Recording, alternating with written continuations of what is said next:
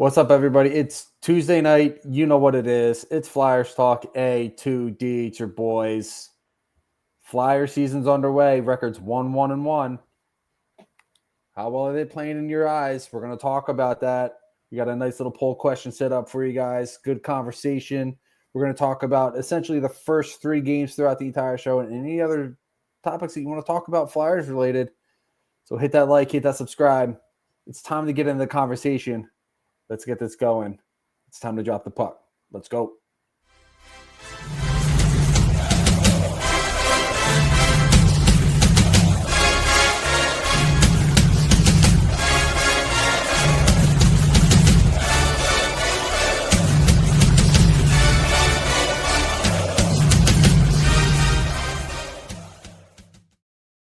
Welcome, ladies and gentlemen, to a brand new edition of Flyers Talk A2D. I am Matt Sitsuti, along with the Dark Wing, Brian Daly. Gotta wake up. Let's go. And the Broken One, Rob Povia. Hey, I've been up since 6 a.m. Let's go. Grumpy and hurting, ready to fire up and talk some Flyers. Let's go. Oh, man. All right, then. And as always, we are brought to you by the doc, Dr. Paul Vidal over at Specialized Physical Therapy. If you have any aches and pains, do not hesitate. Reach out to the doc at www.specializedphysicaltherapy.com to solve your aches and your pains. And after a few sessions with their teams over in Burlington or Cherry Hill, New Jersey, you are going to feel as good as new. And those aches and pains are going to be a distant memory for you. And you'll be back to doing the things you love without any problems whatsoever. I'm on my way, Doc.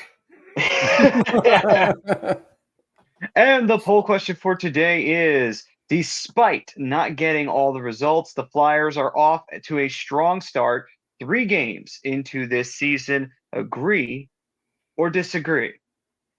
Obviously, with the way that the Flyers have played these last 3 games, I can definitely say that they've looked good, even in a losing effort against Florida in Game 1.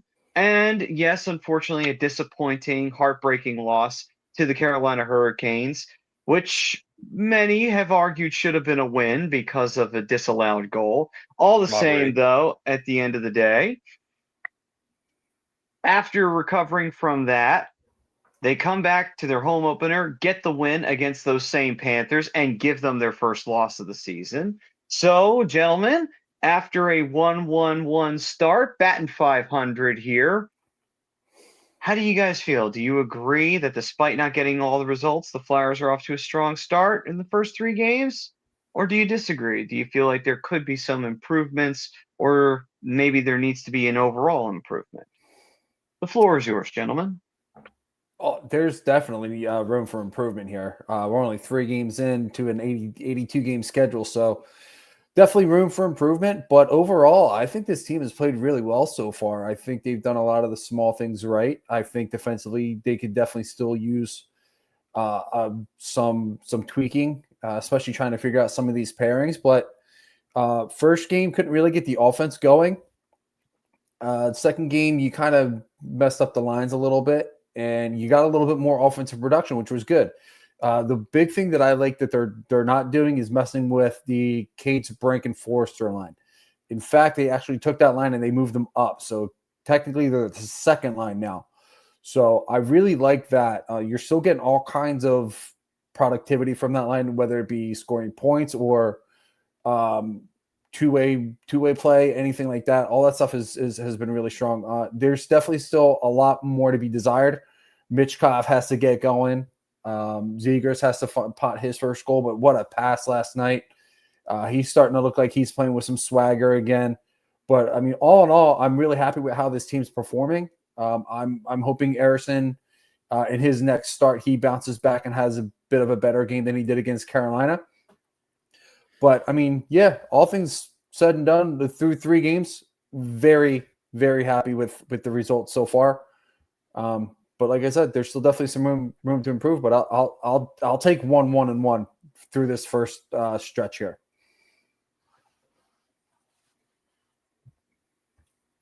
How do you feel, Robbie? I hear what Brian's saying, but I disagree. I'm not impressed at all. Not all. I mean, I know they've been close in each game, right? But puck possession, face-offs have been serious weaknesses. They're giving up far too many shots with roughly a 45% Corsi percentage. No, it's only 3 games in, but that's 25th in the NHL. And the face-off wins need work, as we predict as they build up the center ice position, but they're under 50% at 49-64. The defense has played better than expected despite the injuries, clearing lanes well. So the goalie, whether it be Vladar, who's looked sharp, and Arison, so they could see the many shots coming. But the Flyers, they need to find a way to control the puck better, as they did in the second half of the home opener. And that pass from Zegras was sweetness. Was very impressed with Coots. But right when they build momentum in these games, then they start taking dumb penalties, putting themselves, how many power plays did Florida have the other night? 5? 5. Right. So I think there's a lot. The Flyers are a work in progress. I am thrilled that they're 1-1-1 in those 3, and it could have been 2-1 with an OT winner. So there's been bright spots. I don't want to be a negative Nancy. There's been good offensive pressure. The forecheck has looked great. I love the energy and the work ethic going on. So as long as they stop being sloppy with the puck, that time of possession should improve, Maddie, and it's going to, because you're not going to win many hockey games getting outshot 35-12, which it seemed like in all 3 games. That's true. Yeah, that definitely is glaring. The shot totals have been very much in favor of the opponents in all 3 games. I mean, technically the 2 opponents, because we faced the same team twice. But at the same going, though, I definitely would say that, is there room for improvement? Absolutely. I think that there have been too many opportunities going the other way. There's been really sloppy turnovers. There's been too much. I understand that you want to be a little loose. You don't want to be too tight, too wound up. But at the same time, you also don't want to be so loose that you're just making sloppy plays. And I feel like sometimes they're passing way too much into coverage and into territory where it's like sticks are in the way, they're being checked. It's like, I know you don't have much time to make a decision, but you have enough time to kind of take a quick look and see what you got for options. You don't have to just make that snap play. If you're really not feeling comfortable with it, take the chance to say, hey, you know what? Don't pass it. Don't just drop it back blind. Let's, instead take it to the corner, go behind the net, take a minute to get things set up. Don't just drop it off for someone to pick it up, because I feel like that's where we've seen a lot of the mistakes incurring here offensively, which then led to odd man rushes going back the other way, especially the home opener. Vladar had to make several major saves, and that was very early in the first period that he had to do that. Now, the Flyers, luckily enough, got a goal from Tyson Forster to kind of swing the momentum into the Flyers' favor there. But if Forster doesn't get that goal and they keep making those errors in the offensive zone, that game could have a totally different context to it, because Florida could have easily scored first on multiple occasions. So there's a couple of things, but not just that, but there are a few things that I've spotted where it's like, you need to be a little tighter with your passing, and you also need to be a little tighter on the defensive end too. So there's a couple of things that I would like.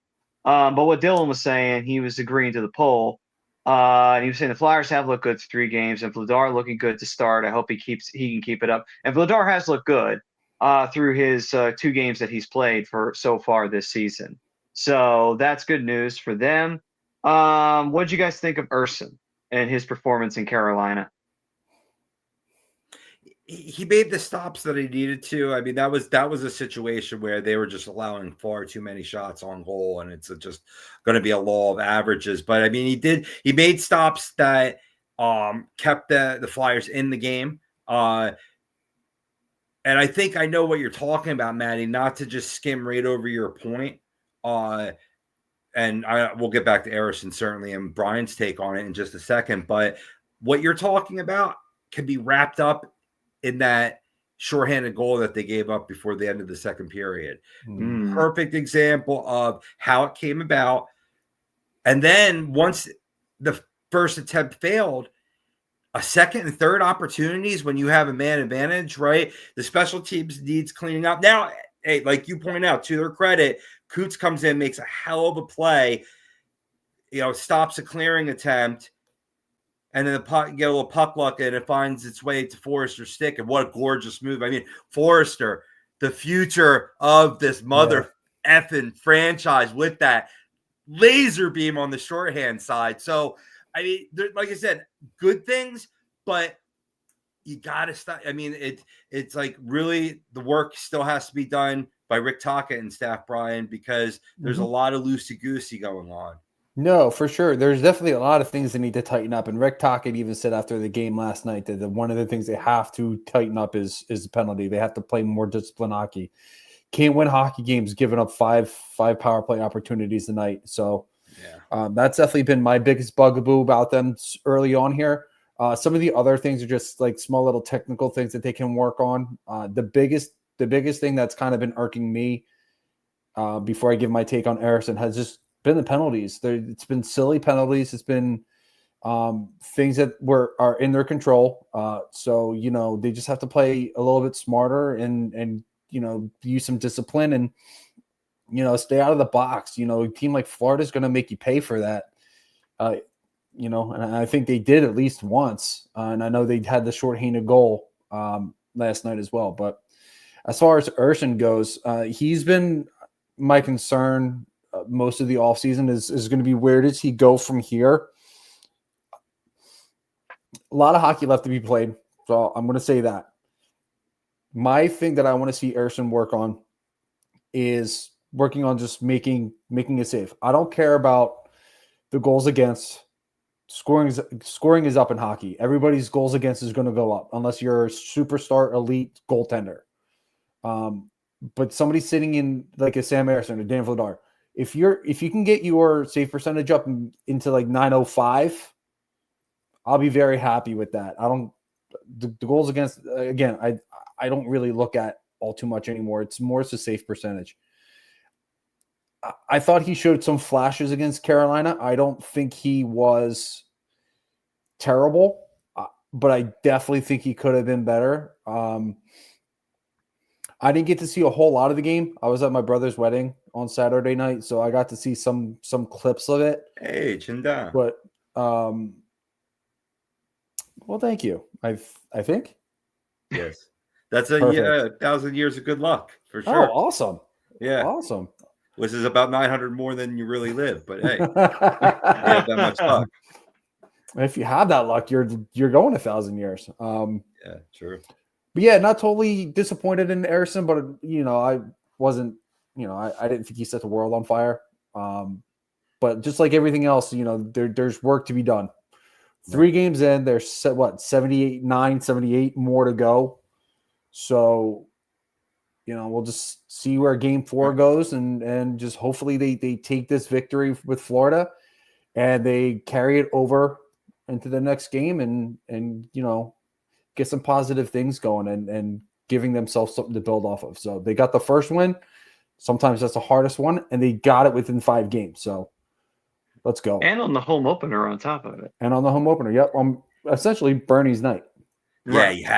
You had to win that game after that pregame ceremony for sure. And I'll talk about that a little bit more. But in regard to Eriksson, I swear I'm not the president of the Sam Ersson fan club, but there was an opportunity, and I remember particularly one, and this was a concern about a 19-year-old playing at the NHL level being defensively responsible, and Jet Lachenko, he got beat like a rented mule, giving Sam Ersson no chance on one of those goals.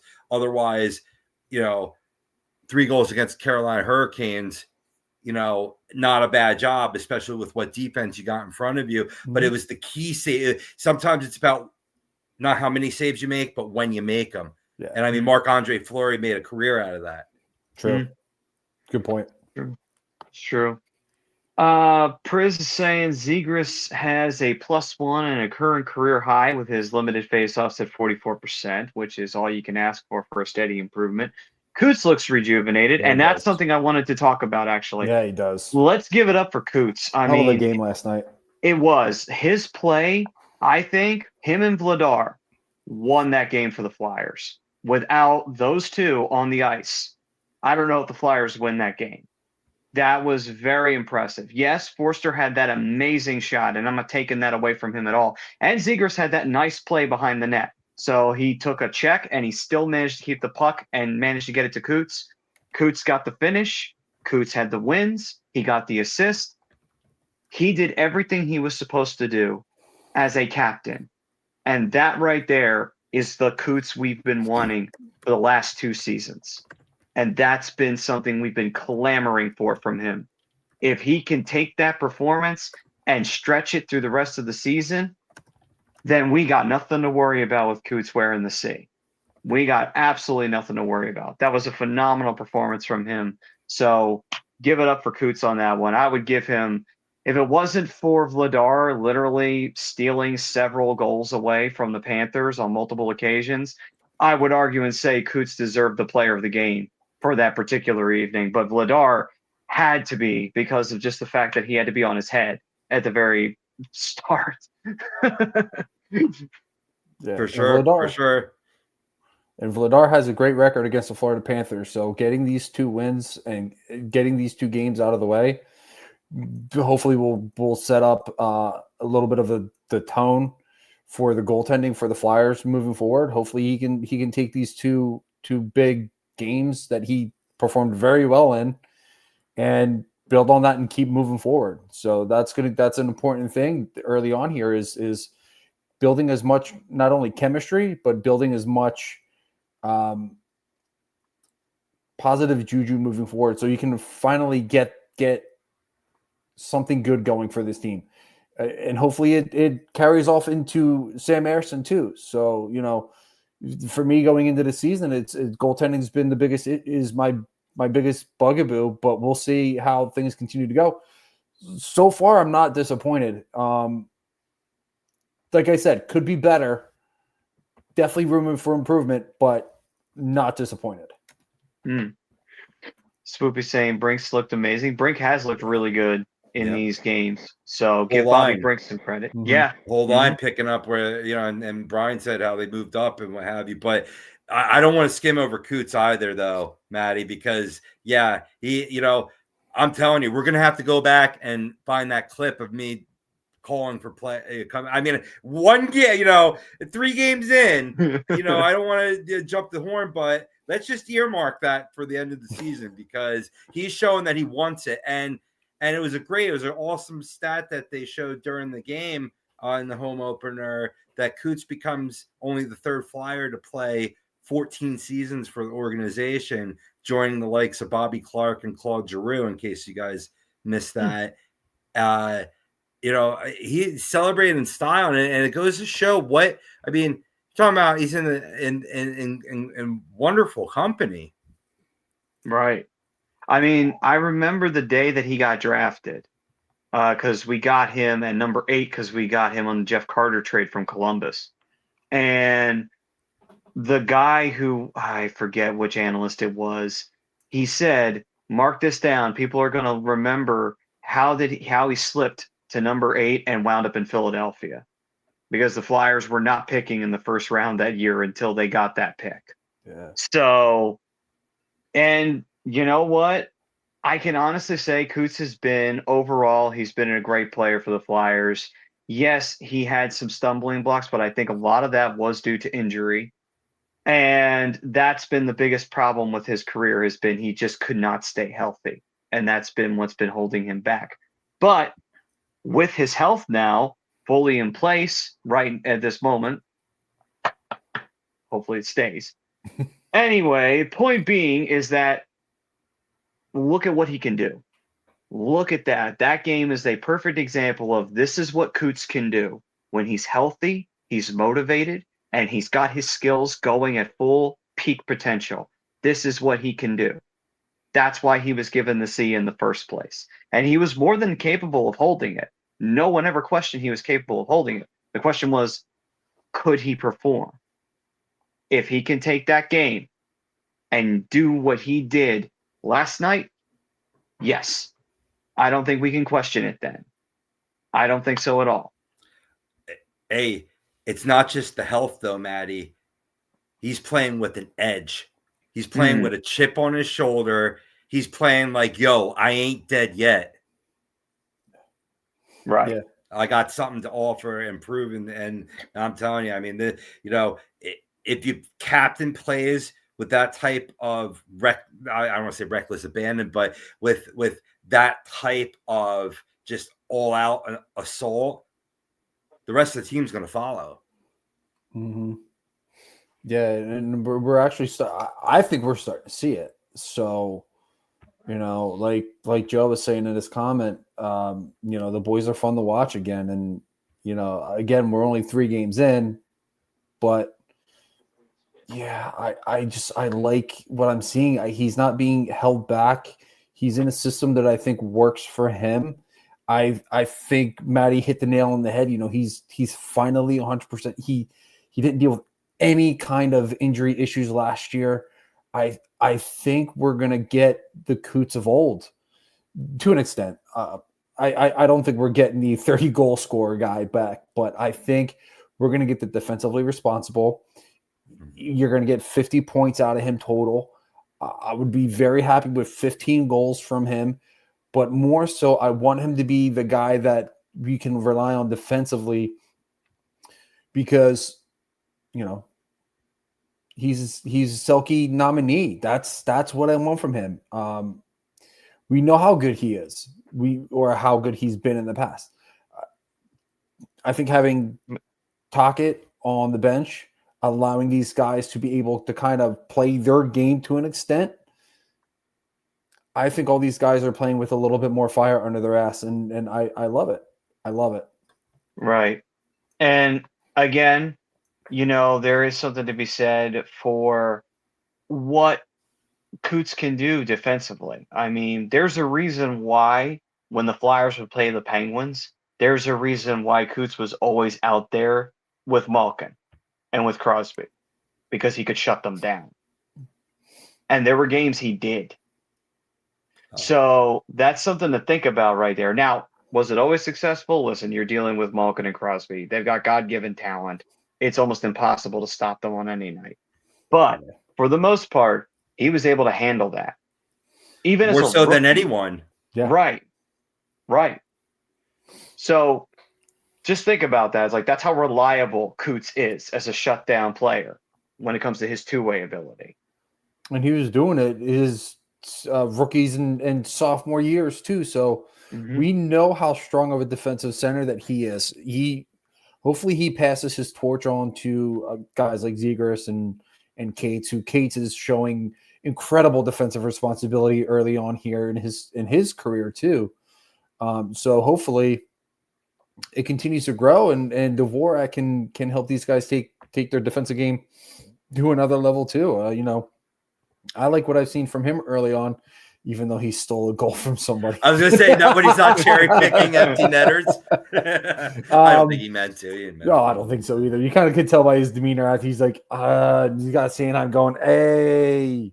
Yeah. But I think with the additions of these guys and Coots being 100%, I think this team forward and center position, I think specifically, can be a little bit more defensively responsible with the leadership that they have on this roster right now. And I think that's going to be a huge step for this team moving forward.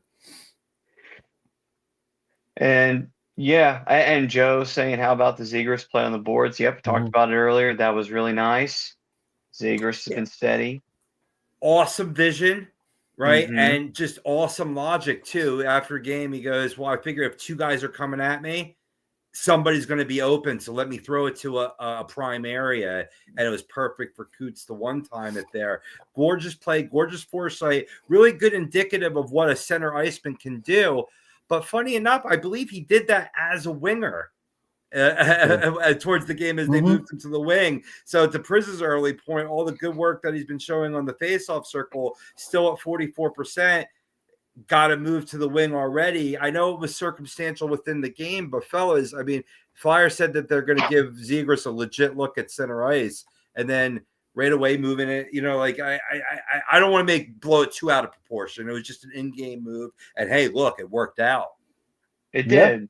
It did. But I mean, look at it this way. If Zegers turns out to be versatile, where you can have it like, all right, we're going to see if he can do center. And if he winds up doing center real well, okay, great. But if he can also do the wing in a desperate situation, in a pinch, it's like that just ups his value on the team because it's just like, well, we're struggling here on this line. We need somebody on the wing. We're going to throw Zegers in on the wing. If he could do that, I don't think anyone's complaining. To me, that just adds more value to him onto this team. Right. I'm gonna check something real quick. If I remember correctly, I could be wrong. I believe that goal came after a power play. Yes. So they may have still had the power play lines out there already. So Right. that's probably why Zegers is probably off on the wing. So there's a possibility. So I'm checking that real quick. If that's the case, then that makes sense. It was. No, he was logging some wing minutes, but I think in the context of that play, yeah, it could have been coming off the power play. But it was. I just know that there was a bunch. Right away you got. I don't even want to mention names because I don't want to give them credit, but the guys out on Twitter that are Negadelphia and are right away. Oh, I thought you were going to give Zegers a solid look on center, and that's why I brought up the point. And it's not an totally unheard of point, but I set him up so you fellas can spike him down. And Maddie just made the gorgeous point of what's wrong with a little flexibility. Why can't he play both? Right. But the thing is, though, is that you got to keep the minutes steady, though, at the center ice in order for otherwise you just have a winger playing out of position. Correct. Yeah. But I would say, like, to me, the only time you'd really get squirrely like that, if there's a line or there's a situation where it's like, okay, they need a shot in the arm, something's not right, or we really need someone to be on this line here to get the offense going or to get something going. If worse comes to worse in a pinch, you can throw Zegers out there and just see what he can do. It doesn't have to be the whole game. You could still keep him where you have him. Yes, that might put a little bit of more extra minutes on him, but Zegers is a veteran player. I'm sure he can handle it just fine. And if you do it one shift or two shift, it's not going to kill him. I would say don't do it an entire game. Just do it. Right. When you're looking for a spark. Yes. Yeah. Do it very sparingly when you have the opportunity. It's like pinch hitting in baseball. Just use it very sparingly. Don't use it every fucking time. Yeah. Right. So I did look. So the goal came about 35-ish seconds after the Sam Bennett penalty happened. So the line that was out there was a power play line. So it's just possible that Zegers is just playing the wing on the power play. So it could be, yeah. So it could be that. Jesse's saying, unfortunately, with Coots, his biggest knock at this point in his career is his injury. That has been a problem for him in the past. Joe saying Vladar's been steady. You are correct. Chris saying Zegers is more of a Patrick Kane type than a center, in my opinion. Interesting. I don't know. How do you feel about that, guys? I don't know. I think it's still really early to tell on who Zegers is going to be more like, because we haven't really seen his full potential yet. It's always been an injury or something. Patrick Kane has been one. He doesn't miss a ton of time. Two, when you're playing with Jonathan Taves, it just it makes the game look so easy. And Zegers can do that if he's got the right guy with him. But you saw with Sonny Milano a couple years ago, but it's just I don't know. Zegers is I don't know if I would put him and Patrick Kane in the same conversation, if I'm going to be perfectly honest. I mean, if he turns into something like Patrick Kane, even if he turns into like a diet version of Patrick Kane, then it's like, holy shit. Then it's just like, I'll take the diet version. Absolutely. It's just like, even half of Patrick Kane's stats wins you a championship. For God's So is it sake. like Showtime versus Matinee? Yes. Matinee Zegras. There we go. So they're going to be all set for day games now. Yes. He'll have lots of 3-point games during the day. Exactly. So you know what? When Boston comes for their obligatory afternoon game for whatever befuddling reason in New York too, hat tricks from Zegras all around, all day. Let's see here. Joe's saying if Mitchkov shows up, this team will be dangerous. It's just a matter of time. I know. I feel like that's something everybody's panicking about. It's like, don't panic. Let him have him all. Let him. Right. He'll get there. He'll get there. Remember, it's only his second year in the Right. league. And right away, you don't see him out in overtime, and like the media, the beat writers are trying to be like, "Oh, Tocchet's got a problem with Mitchkov. He's limiting his time on ice, right? Making it like a torch situation, right?" And then that's why I think that forced Rick Tocchet's hand coming out. They didn't really want to mention the ankle, right? And then at this point, I mean, people want to say, "Oh, why didn't we hear about this before? They didn't know about it." No, they knew about it, right? But there's certain things that need to be addressed, and there's other little bumps and bruises that guys got to work out. So he's a little bit behind. It shows. Mitchkov's known for his speed. Where's the speed been? It's been MIA. So what's good is that we got depth due to situations with Jetlachenko. You know what I mean? Being up on the squad, right? He's got to see some playing time now, and if that's going to continue to stay on this team, otherwise you send him back, right? So this is all going to. You got Dvorak who can be depth for them as well. So to Swoopy's point, why is he playing on the wing? Well, that's to get Jet time on ice. So and plus I believe Brian, you said from Jump Street that Dvorak has played wing and center in his career, correct? Yeah, he's got a little versatility there. So he, depending on the situation, he can definitely play both. But you're spot on there, Robbie. He's on the wing, so he can get Jet sometime. Yeah, and so with Mbappe, it seems like with all of our Russian players, attitude can be an issue, right? But but with Mitchkov, it's the right kind of attitude, right? Like he wants to be out there, but until you show that you're going to play both ends of the ice, right?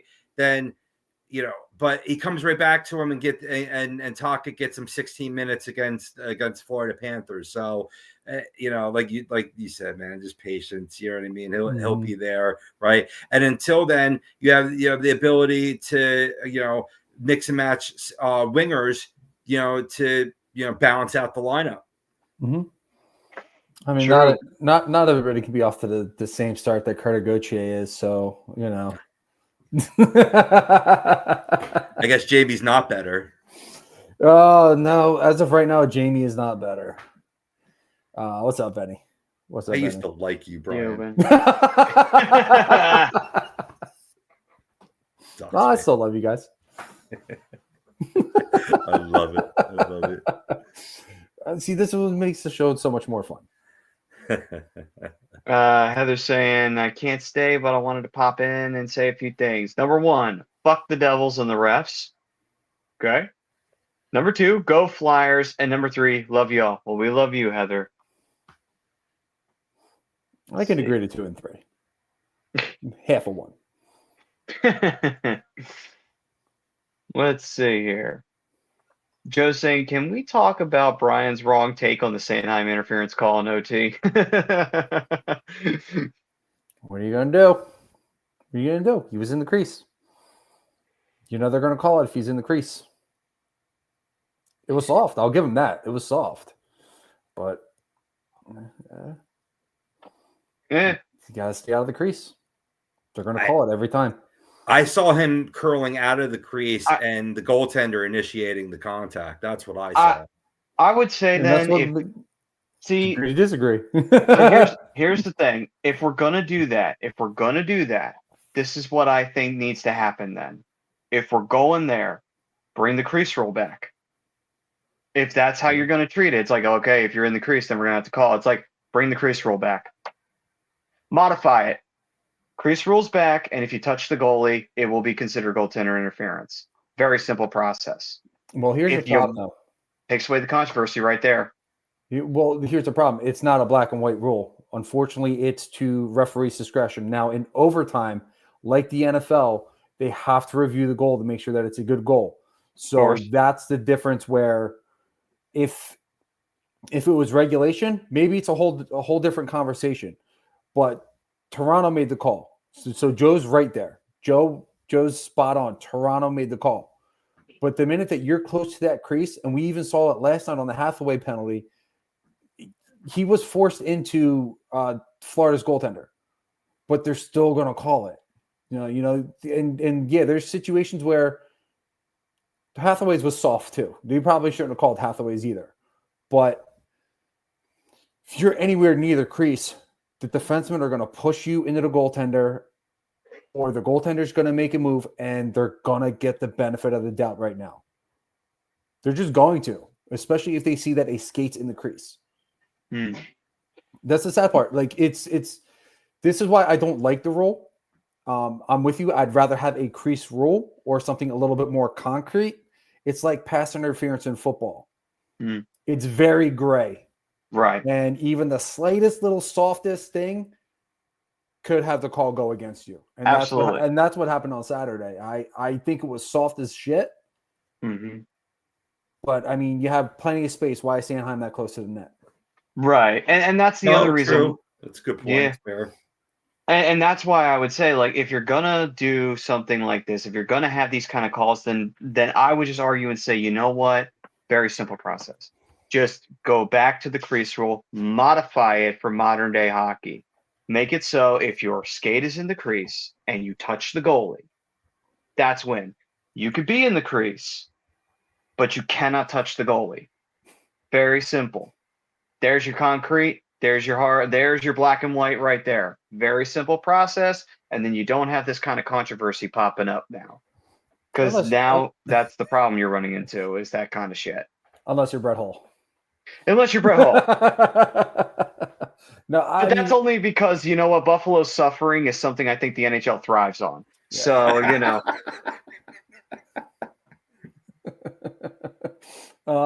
But yeah, I mean, I do think it was a really soft call. I felt the Hathaway penalty was a soft call as well. But I mean, he was in the crease. You're right. You know, it is what it is. There's no sense dwelling on it anymore. Right. Flyers won last night. It's something to celebrate. On to the next one. Right. So with that, let's see here. Benny's got step 1, play the young guys. Step 2. Step 3, win the cup. Simple math. Well said, Benny. Well said. Couldn't have said it better myself. Wait, hang on. Isn't that how the gnomes would get their profit from South Park? Exactly. Step 1, collect underpants. Step 2, step 3, profit. Profit. Yes, that's exactly right. That is classic. That is classic. I love that show so much. Let's see here. Almost Joe, 40 years later. Oh, it still works. Joe's saying the Lightning Capital game is really good. I actually have it up right now, and it's been crazy. Third period, it was 1-0 Tampa. Or, I'm sorry, it was 1-1 at the beginning, and then Tampa took the lead. Washington tied it up, and now they're in OT. It's like, what the hell is going on right now? Everybody's just loose as hell in the third period, and now it's in overtime. Let's see here. Todoro 26 saying the lottery is fixed, by the way. Oilers won the lottery 3 years in a row. That is not a lottery. I think they did a better. Yeah, I mean, I at that point, yeah, I 100% agree. I think last year they did a little bit of a better job of actually doing the drawing on TV, but I mean, I'm 100% with that. By the way, Washington just won. So, fuck the Caps. Yeah, 3-2. Agreed. I think it was who just scored? Was it Chikrin? Nope, not Chikrin. He set up. Oh yeah, it was Chikrin. He got set up by. Who set him up? Was that Wilson and Strome? Okay. Yeah. The Flyer. like his dad.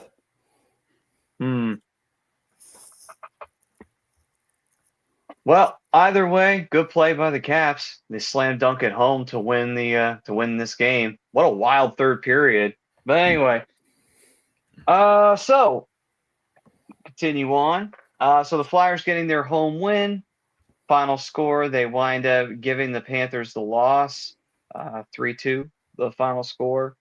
Hard-working game for them. They earned that win. I mean, hell, they worked hard in all three of these games. I think that's what I would say. Have the results been there completely? No. The stats bear out that they've played a phenomenal game. If you're going based on the numbers, you could argue and say they've had some real rough play at times. And I could understand because, yeah, there's been some real critical errors here and there on the ice. But what I will say is the heart's there and the drive is there. So that's something to take into account. I think that that's a huge thing right now because they're not letting the mistakes snowball into a disaster. Like they made some big mistakes here and there in the home opener. And even though Vladar bailed them out, they didn't let it get them down. They kept at it, and eventually they did get rewarded with the goal, maybe undeservingly so if you think about it with the way the play went, but they got it all the same, and they took advantage of it because eventually they went up 2-0.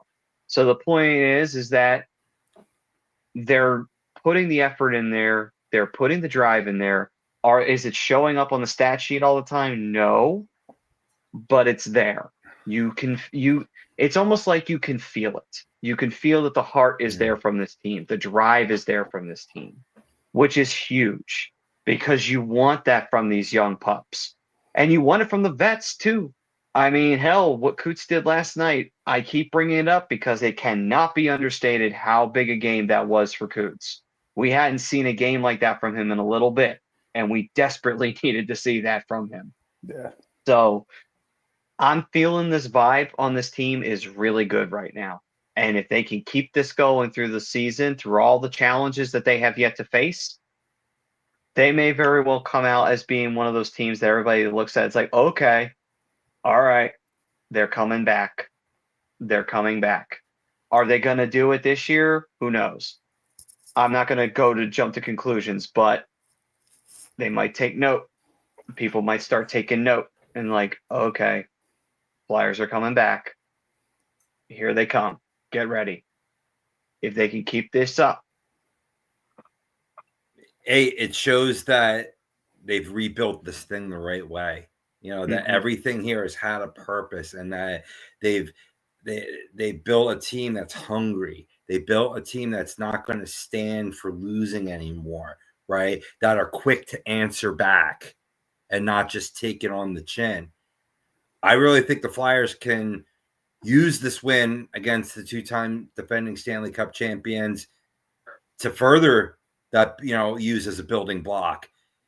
I'm going to tie this right into after the game. Rick Tocchet said, in reference to the Florida Panthers, they're a hard team to play against. So to hang in there against that team, can we build confidence? Can we build an identity, a little bit of swagger? Hopefully this could help us catapult to the next level. That's per Adam Kimmelman, from NHL.com. That's the type of stuff that puts, hair on your back of your neck, standing straight up, right? And I think Coots' hair was standing straight up after you see that awesome pregame, homage to the great Bernie Perrant and all the history and the Flyers lore that was built up and encompassed in that. And then you see one of my, I hate the reasoning, but what an excellent number one patch on their jerseys. And then introducing the white Perrant tribute mask to be given to the player of the game after the victories, having that one painted behind the crease. All these things are just fuel from the past, running this team into the future. And Coots was just ready to go. And we were like, we are not losing this game this way against this team. Yeah. And that's what we love to see. It's what we've been wanting to see. from them. Yeah. Only his third 4-point game in his NHL career. By the Wow. way.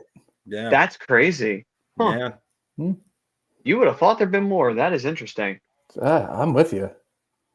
I'm with you. Totoro saying, how is the guy who left us hanging and went to the Islanders? Super skilled winger from Russia, played with Michkov. Max Shabanov, he's got a goal.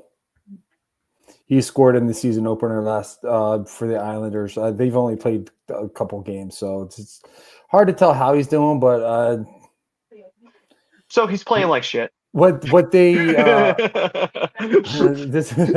this is putting it this way. Just watching him in the preseason, everything that they said he is. He's silky with the gloves.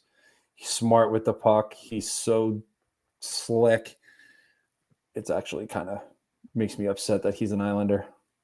And let's see here. He also goes on to say, for you, Bri, what do you think about Zegras with the Flyers so far? He's got a little swag back.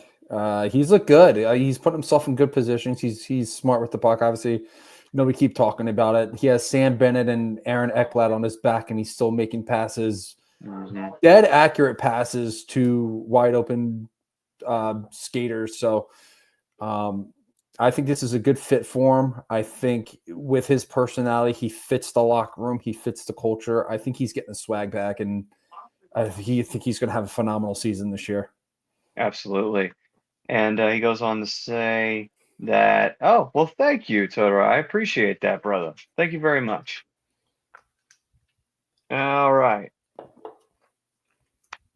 So, as we continue on from the Flyers home opener, start of the Flyers season, obviously, we talked about some of the things that we liked, some of the things we need to see improved on. What do we think so far about Tocchet as the coach? I like what I've seen early on. I think I think he does a very good job of letting these guys kind of play their game while staying within his system. I mean, he's got a couple quotes out there already that have me want to run through a wall, and Robbie just gave one of them. He knows what to say, he knows when to say it, and he knows how to properly motivate these guys. 3 games in, and I don't think I've seen this team not fight back. I mean, I'll say this. We touched on this a little bit earlier in the show too. Are there things to improve on? Absolutely. We're 3 games into a marathon season. So there's definitely things to improve on. But I think some of the important things that we wanted to see out of the gate, I think we're seeing. Obviously, we want special teams to be better. I wanted to see the power play kind of be better out of the gate, but sometimes it takes a minute when you're learning a new power play system too. So, but I mean, overall, with 3 games in, I'm not disappointed with what Toc is doing. I'm actually kind of impressed, but I like to see, I like seeing this fight in this team. And like I said, hopefully it continues on through the next 79, 78 games, however many they have left. By the way, Dallas just scored. That's the other game that's currently on ESPN right now. But I just saw that Minnesota is wearing a 25 years patch on the side of their jerseys. I remember when they came into the league. I feel old right now. Yeah, welcome to the party, pal. Yeah, about time, dick.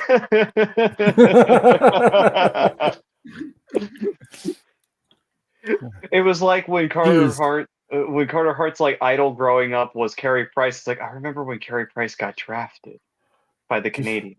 Robbie, who invited this guy? Oh, I'm sorry. I forgot. You remembered when Scott Niedermayer got drafted. Anyway. Hey. I'm right. Shut up. You can't deny it. I remember when a lot of guys got drafted. I remember when Mario got drafted.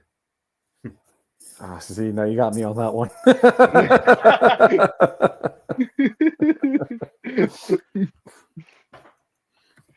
Oh man! I think I was born though.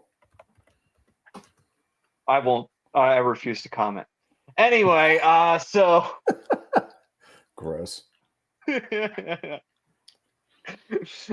so Rob, Bry gave his opinion on it. How about yours? What are you feeling so far with Talk in these first 3 games as behind the bench?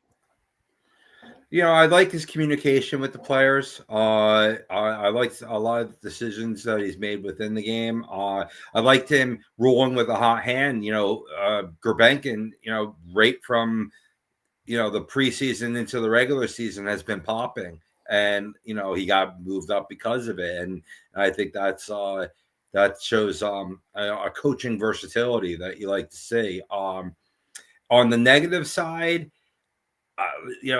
the special teams has not looked good. I like power play and penalty kill. So I think maybe that falls upon Yogi and Verde as well, right? But I just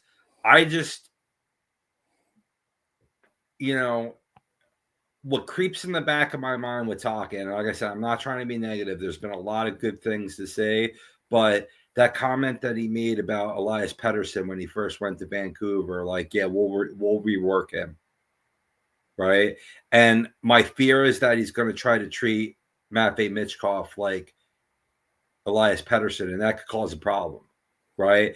But again, that's circumstantial little tidbits of information that I'm reading online, and you can't trust anything you read online anymore. Right.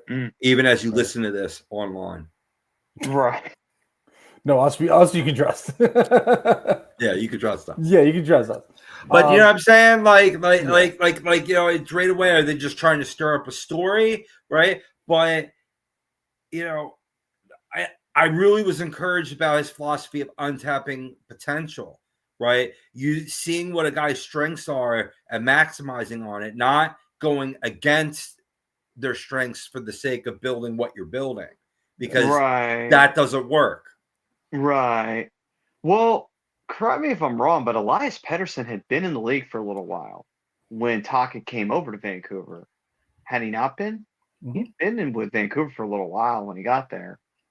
I mean, to me, I feel like it might be a little different because Pettersson had already been established in Vancouver, whereas Michkov is still new. He is still in a lot of ways wet clay. He's still getting molded, and the foundation's there for a phenomenal superstar. But I think that with Tocchet coming in, I think that it won't be the exact same situation because Michkov is still so new where it would be the case. And honestly, I think that the media spinning things as they're going to do, I don't think that helps the situation at all. I think it just creates Tocchet's already causing problems and everything. It's like, okay, we're 3 games in, and guess what? During the preseason, Mitch looked pretty fucking good. So you know what? I don't want to fucking hear it. It's way too fucking early to start speculating that. If we were 4 months into the season and Michkov was really struggling, okay, I could understand being a little suspicious right now. We are 3 games in. Let us calm the fuck down, cool the jets just a little bit. Just a little bit, please. That's all I got to say about that. Hey, message received, because my Jets were kind of starting to fire up there a little bit. I'm really just quick to jump on a chink in the armor, you know what I mean? And not just like, I just don't want to be like peaches and cream, everything's good, fires, rah, rah, rah, like that. So I believe I either texted Brian or I threw in our group chat that it was really awesome seeing 2 hockey teams being coached by players that I watched come into this league in Rick Tocchet and Rob Brindamore, both being former Flyers as well. It's a very surreal moment. Also another moment of feeling old, but it's really cool. And like I said, there's no bigger fan than me, and I could sit here and positively say this, of Rick Tocchet doing well here in Philadelphia. Right. And I Well, mean, to piggyback off of that, not only are Tocchet and Brendan Moore coaching right now, they were teammates on the Flyers. So, anyway, so what were you going to say, Brian? I want to say this. Hopefully, this is going to calm Robbie's Jets a little bit more too. So just Elias Pettersson needed to be reworked because he's a head case, and he True. was not playing to the level that he was supposed to be playing. So that's a lot of the reason why Tocchet said what he said. Michkov is not that type of player. He wants to work hard. He's got a great work ethic, and he listens to coaching. Is he going to bark back a little bit? I mean, probably. I mean, what guy on that bench probably doesn't? Right. So that being said, I don't think Michkov seems like he takes coaching pretty well for the most part. Pettersson was not that type. A lot of people, when he was talked about being traded, a lot of teams don't want to have to deal with his attitude. You know, so hopefully that makes you feel a little bit better. Yeah, definitely. There's a difference between being a head case and showing that you got a pair of balls. Yeah. There's a difference between confidence and ego. Very big difference. Yeah. And let's see here. Benny's saying, overall, team looks like they're enjoying playing hockey again. And I think that was the point that I was saying earlier. And Benny just said it in the best way humanly possible right there. They are enjoying playing hockey again. And I 100% agree.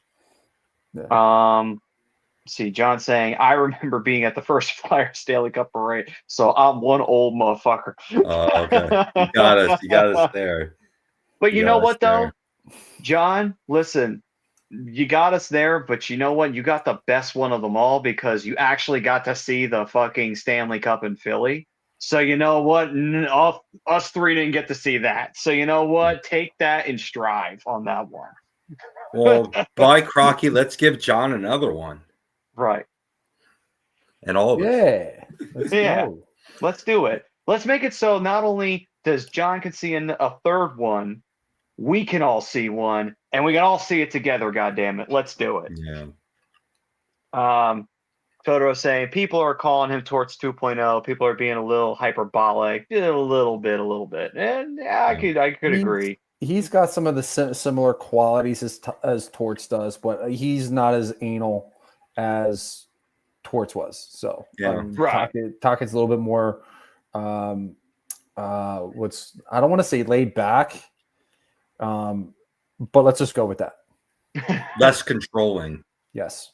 Right. You know what I mean? Willing to take in other people's input, but then ultimately it's my call, you know, and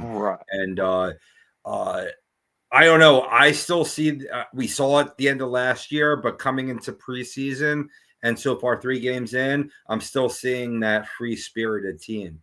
So that's important. Right. Let's see what else we got here. He's saying this is a team who hasn't been in the playoffs in 5 years. And you know what? This is a team that's tired of being in the not being in the playoffs after 5 years. I think we can all agree we're seeing a fire there that they want to get back to there. If it makes everybody feel better, Anaheim hasn't been to the playoffs in 8 years, and Detroit hasn't been to the playoffs in 10 plus.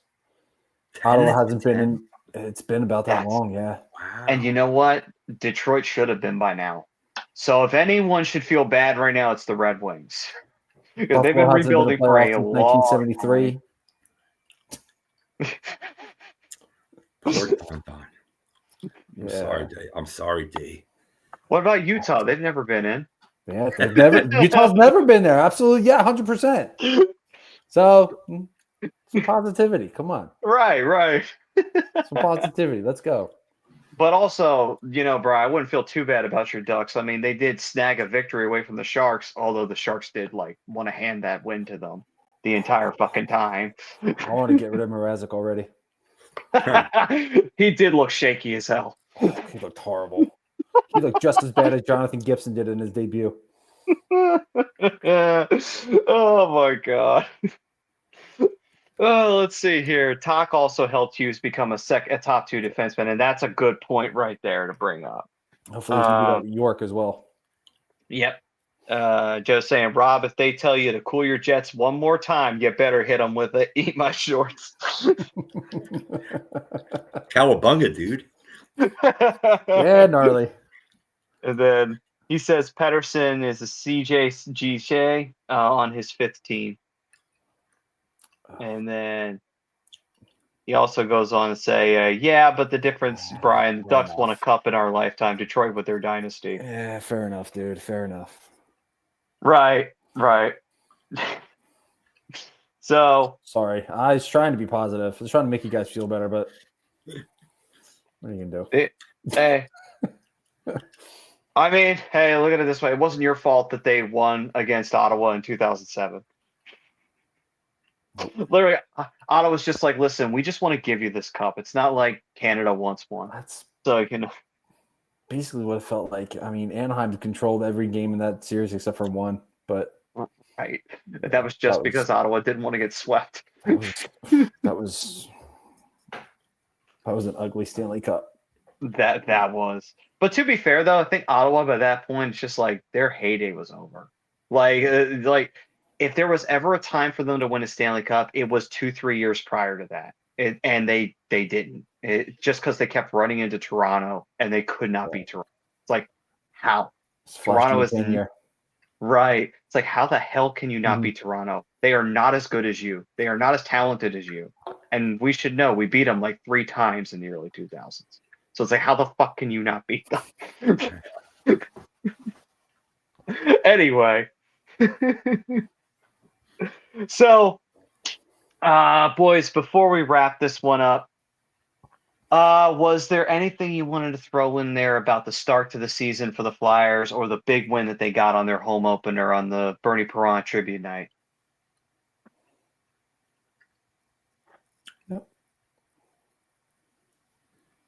No? All right. If this team is close to being in the playoffs come trade deadline, you think they make a move for Quinn Hughes to get him now and then sign him long term? You know? Oh, they got the assets to do it too. If they pull that move off, oh, you know what? I think you might be onto something, Robbie. I think you might be onto something. This is why you're a fantasy guy. You sifting through, you're finding the reading between the lines here. Hey, no chagrin to and by the way, I apologize. It's Adam Yinning, not Jinning, as I've been saying for the past couple of weeks. Adam Yinning. I don't know if he clarified his pronunciation recently because I could have sworn he was referred to with the hard G sound in the past. But Adam Yinning has played well. Igor Zamula has not, and we saw him healthy scratched, and Emil Andre back up, with the pro team given an opportunity while there's injuries. So there's room where you can, you know what I mean? Like where you can improve this defense. That's my point. Right. I mean, hey, it's not a bad idea. And like Bryce said, they got the assets to do it. I'm actually looking up to see how many first rounds they have this year. I believe it's 2. No, it's only 1. 1 first, 2 seconds, and I'm sorry. They have 2 next year. So you can, I don't know about you guys. I would give up Sanheim. I would give up first this year, first next year, and maybe a prospect that's ready to go now that you're not necessarily sure is going to be able to break through anytime soon. So let's just, for instance, just say like an Oliver Blanc. You think they would do that for Quinn Hughes? You free up cap space and move in Sanheim. A further down the, like I would trade one of your prospects from this year's draft instead of Bonk. Okay. I would be down for that. Absolutely. Maybe what's his name? Carter D'Amico? Is that his the big defenseman they drafted? Yep. You hit the nail right on the head. I would do that. I would agree with Robbie. If you sub out Bonk and you roll with that, sure, Sanheim has been great and he's been very strong. But hey, if it means getting Hughes and he's already worked with Tocchet before and he's already been made and he played very well under Tocchet, might just be able to fill right in, and even better. So, Miko. Yeah. I mean, I'm kind of down with it. I mean, yeah, it would suck to see Sanheim go, but at the same time, if you're getting a really strong play from Quinn Hughes in return, I ain't gonna knock it. It would have to be Sanheim or Risto, but I think you might be able to get him with Sanheim more than Risto. Yeah, I don't think you're getting him with Risto. Right. And hey, look, he's got to take that role that Sanheim's in right now. You'd love to put him up and then bump Sanheim down within that to make yourself even stronger. That's not how it works in trade. You know, if you wait to sign him later, then you could go over that route. But if you want to lock it down now, right, ultimately he's going to take that top D spot. Right. At least they've shown some good depth behind them. But that's why I wouldn't want to get rid of Bonk, because I would need that on the back end right now. And and then, but I mean, hey, if maybe you give up Bonk because you want to go with the bigger size guy with Chris Amico, right? So I wouldn't be sad about it. Yeah. Right.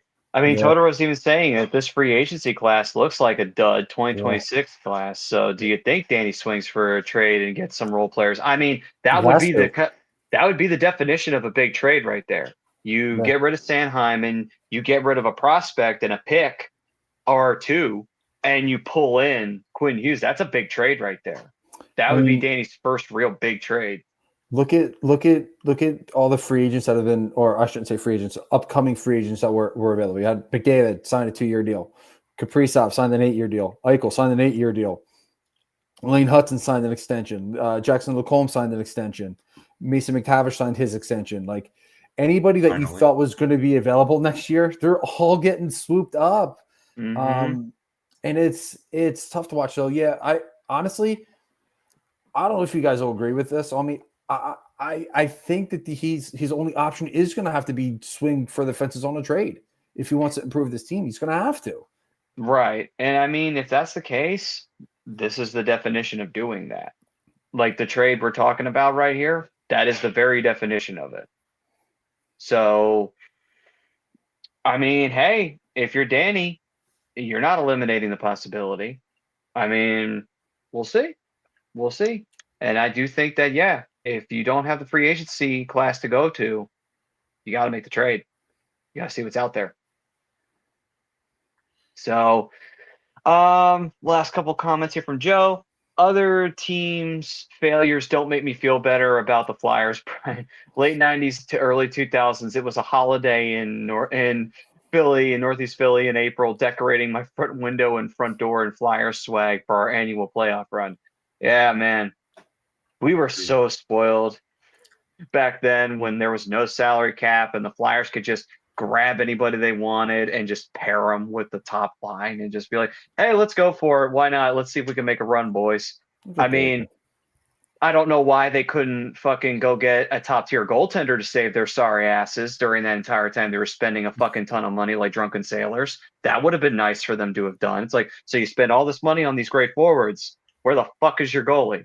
That would have been nice. Like, could you have lured one of them? They did that with Brad Beesbrook. And 8 years too late. Yeah. Like, listen, 1996 was very memorable in a negative way, but this was 1990 fucking 9. So I mean, come on. Oh man. Yeah, Betty even brought it up. You mean settling for Beezer? I wasn't. See, that's the problem. It's like, so you settled for Beezer. It's like, why don't you go get fucking Cujo or something? I keep saying that because it's like he was fucking there the whole time. You could have just gone and got him. But anyway, wasn't there talk that they were trying to go after Hasek and it just fell apart? I think I remember hearing that story. I think so too. Yeah. Sounds about right. That sounds pretty accurate for the Flyers. I also have other breaking news. The sky is blue and water's wet. You know what's funny though? There was actually a lot of people thought Ray Bourque was going to come to Philly, and then at the last minute he went to Colorado instead. It's like, damn, man, what could have been? Could you have imagined if Bourque had been a Flyer? Like Bourque and Gretzky at the same time. That's crazy when you think about that. That is just absolutely insane. Could have had Bork and Gretzky at the same time, depending on how Gretzky's contract would have went. Does he wind up in New York? Does he sign long term? Does he get locked up in Philly? Like, that's something to think about. Like, it's crazy. Yeah, exactly what you said. What could have been? I know, man. Dude, that defense would have been so good. Like, imagine if Bork and Desjardins had got a chance to work together. Oh, man. God damn. Like, it's like, forget it. It's like, I don't give a fuck what the Devils got the trap. Look at what we got. No scores ever. No goals ever. Right. No goals. Just like that one commercial. No goals. No goals. No No goals. goals. Oh, man. All right. So, all right, guys. We're going to finish this one up. One last comment. Danny has made big moves getting players. Zegras with three-way trade that turned Sean Walker, throw in who became a first. Do you think we get an impact player no one is thinking of? Yeah, I do. They've shown that propensity already, right? Yeah. Where there's been some surprises and are working. So, I mean, ultimately, what if I think one player that comes off the top of my head, if a certain superstar doesn't want to stay in Vegas, that could be something that that no one's talking about right now, except we talked about that a few weeks ago. If you can go back and check us out on YouTube, Facebook, or wherever you download your podcasts. Zegras looking like he was Wayne Gretzky with that pass from behind the net. So maybe like Danny has made some big moves already, but the biggest is yet to come. Yeah, I agree. There's always going to be somebody. There's going to be somebody else. There's always somebody that gets dealt that we're not expecting to see at the deadline. So we'll see what happens. Yeah, true. Benny said he was talking about Chris Bork. Chris Bork or Ray Bork? He was talking about Chris Bork, but we were talking about Ray. Okay. No jokes. I got confused. So whatever. Anyway, and Joe was saying Bobby Clark and Flyers were a Gretzky team growing up. So there you go. All right, guys. That'll do it for this edition of Flyers Talk A2D right here on A2DRadio.com. We're brought to you by Specialized Physical Therapy, the doc, Dr. Paul Vidal. Head on over to www.specializedphysicaltherapy.com if you got any aches and pains, so you don't have those aches and pains anymore. And we hope that you guys have been excited and have been enjoying the start to the Flyers regular season. Even if the results haven't always been there, the excitement is very much in the air. Like, hell, what Benny said, this team looks like they are enjoying playing hockey again, and I feel like it's getting contagious because the Flyers are an exciting team to watch right now.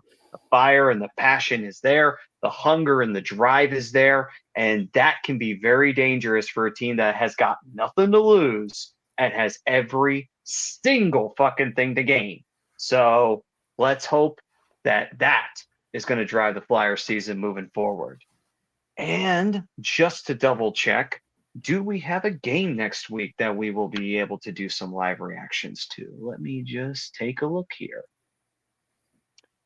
I don't think so. Damn. Oh, well, it is what it is. They're going to another Monday game when they play the Kraken. So they'll have their first game against the Seattle Kraken on Monday. So we'll be able to review that next week. But anyway, from all of us here, we hope you all stay safe. You stay healthy out there. Let's go Flyers. The season is here. The season has started, and we're already off to a rip and roaring start. And we hope to see you guys next week right here on A2DRadio.com. Peace and love, everyone.